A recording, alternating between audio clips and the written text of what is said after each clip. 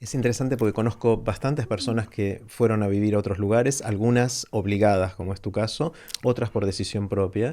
Y hay como que hay una divisoria de aguas. Están los que se adaptan al lugar nuevo a tal punto que rompen lazos Sí, o ya no conectan tanto con su pasado en el sí, país de origen, en este sí, caso el sí, nuestro.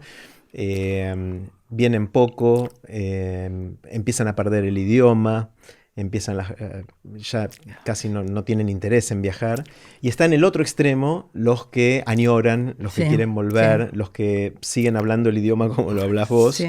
Eh, Parecía que, ¿qué tiene que ver eso con la personalidad de uno, con las circunstancias de su viaje, de su exilio, de su partida o Yo emigración? creo que fundamentalmente con la personalidad de cada uno. Por ejemplo, mi marido lo sufre mucho menos. Mm, Él vivió unos 4 años, ya había vivido en Estados Unidos, estaba más acostumbrado a la mudanza y evidentemente él no cultiva las cosas que yo cultivo aquí.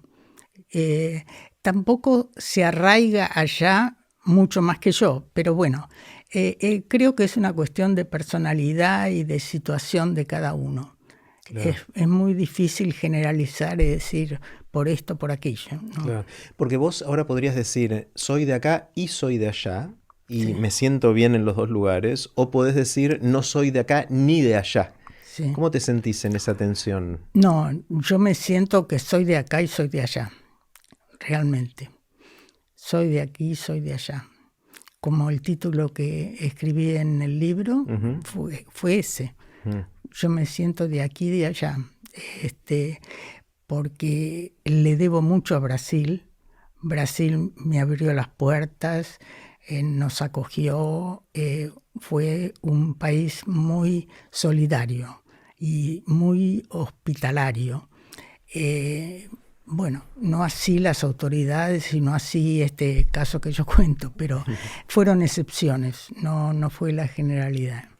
En general nos sentimos muy acogidos. Sí. Si me das permiso, Magdalena, tengo ganas de leer algunos párrafos de tu libro, ¿puedo? Bárbaro. Bueno, acá tengo tu libro, Soy de aquí y soy de allá. Sí, Efectivamente es el título del libro que Magdalena me regaló. Es un libro que en la versión en español, lo escribiste en portugués, ¿verdad? sí, sí, Originalmente. Y esta es sí, una traducción que hizo tu hija, sí, si mal no recuerdo, sí, de hace unos años, de 6 7 sí. años. Y lo leí, lo subrayé, lo tengo lleno de marcadores ahí de partes que me gustaron. Y quiero leer algunas porque me impactaron mucho, me llegaron muchísimo. Eh, Dice así, es consistente con lo que me vienes diciendo, obviamente. Dice, el exilio te convierte en paria, en dislocado, porque no has vivido ni participado de la historia del país al que llegaste y no podrás participar más de cuántas transformaciones vayan a ocurrir en tu propio país. O sea, es verdad, soy de aquí, soy de allá, pero hay una pérdida, Claro, claro, obviamente, sí, ¿no? sí, sí, sin duda. Eso me impactó mucho porque o sea, yo viví 7 años afuera y los años que estuve afuera me perdí algunos programas de televisión que daban en Argentina.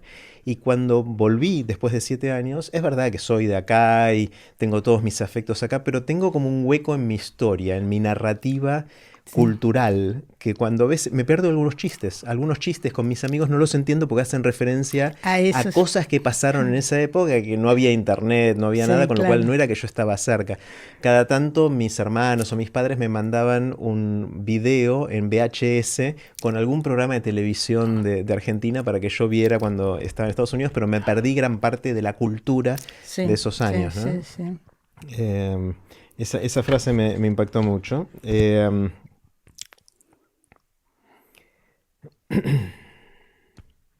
Bueno, acá hay otra que dice, ¿cuándo podría yo dialogar con un amigo si no sabía el idioma local? De alguna manera hay parte de esto que decíamos. No entender cuando uno está en la condición de turista, hasta cuando uno está en condición de turista, no entender algo hasta puede ser divertido, decís, especialmente cuando se tiene que recurrir a gestos supuestamente universales.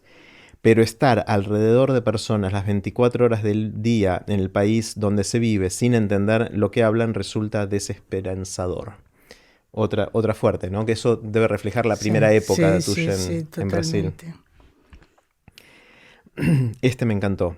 Cambiar de países o cambiar de país significa tener que adaptarse a olores, sabores y objetos desconocidos. La imagen del olor, ¿no? De Sí, cuando uno llega a sí, un sí, país, el sí. país huele distinto. Sí. Eso me encantó. Mi hija, Ujú. en Brasil había mucho olor a nafta y mi hija salía con un pañuelo en la nariz porque No, no soportaba el olor a nafta que había en Brasil. mira. Sí, sí, los olores son muy significativos. Después sigue diciendo, empezar a entender otros códigos y normas, proceso que da un trabajo enorme y mucho tropiezo y malestar hasta conseguir comprenderlos y ponerlos en práctica. Eso era algo que tampoco podía explicarle. Estabas hablando de tus hijos y cómo se adaptaban o no. Acá esto lo que decías antes, exiliarse es como nacer de nuevo. Hay que recorrer todas las etapas del desarrollo, aprender a hablar, a moverse, a entender los códigos, a relacionarse. Es un poco lo que decías Sí, antes. Otra frase que me impactó mucho, ¿no? En el contexto que estamos leyendo esto, hay mucha gente que habla de inmigrar, a veces voluntariamente. Estamos en medio también de masivas migraciones globales a la sí, fuerza sí. por distintas razones de guerras o de Persecución. persecuciones, gracias, no me salía la palabra. Eh, y realmente lo que yo tomé de tu libro es muchas consideraciones que la gente en general no hace, sobre todo en los casos de emigraciones voluntarias, en las cuales desde lejos parece que Sí, todo es mejor, todo es una ¿no? maravilla, Claro, y sí. cuando llegaste empezás a enterar del olor a nafta de cada Sí, lugar, ¿no? sí. De cada cosa.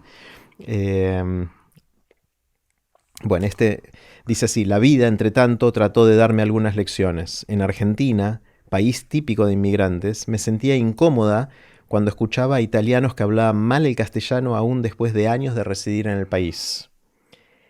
Ahora puedo ser más generosa con ellos y conmigo misma. No es fácil dominar un idioma. Esto es por tu experiencia en Sí, Brasil, obviamente. Al sí. principio me sentía perseguida, pensaba que lo habían hecho a propósito. Si existían las mismas palabras en portugués y en castellano, ¿cómo era posible que en tantos casos tuvieran significados distintos? O sea, eso que le criticamos a los inmigrantes que están hace 40 años en Sí, Argentina y todavía no hablan el español como nosotros, ujú. es algo que tuviste que vivir en carne Sí, propia, sí, ¿no? total, total. Bueno, de eso está lleno de frases. eh,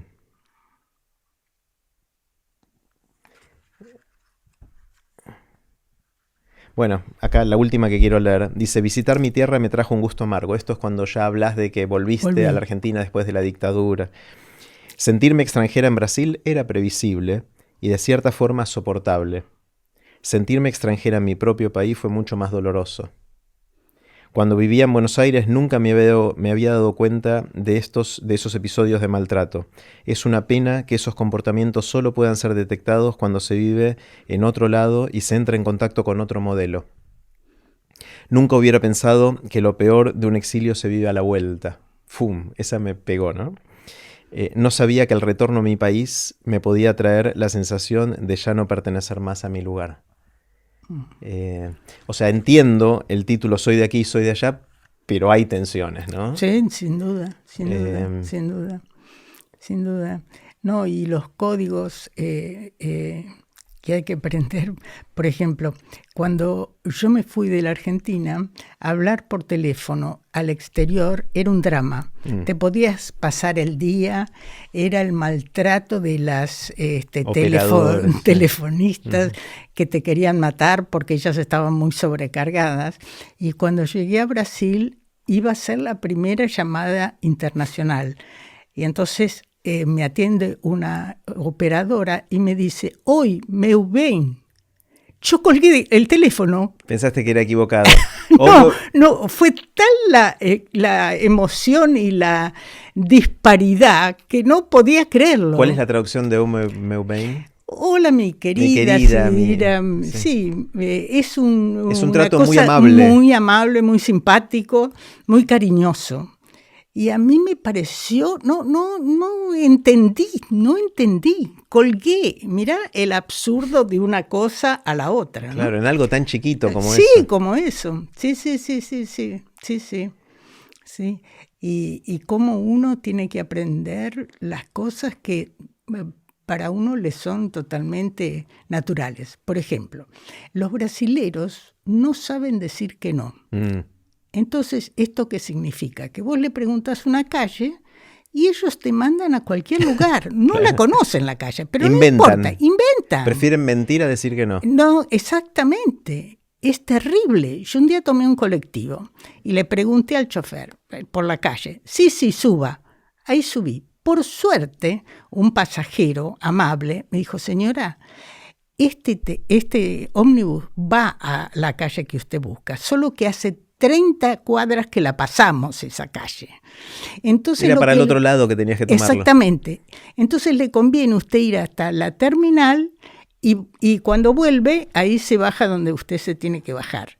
Entonces, mirá el absurdo, que el chofer te diga que sí y bueno, te mandó a cualquier lado. Es impresionante, impresionante. Sí. No saben decir que no.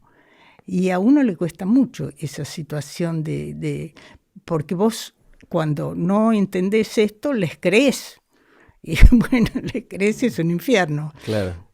Sí. ¿Qué le dirías a alguien que está pensando en emigrar por decisión propia? Hay mucha gente que dice, quiero irme a otro país, desde el país donde está ahora, porque veo que ahí las cosas están mejor. ¿Qué consideraciones deberían tomar de cosas que quizás no ven?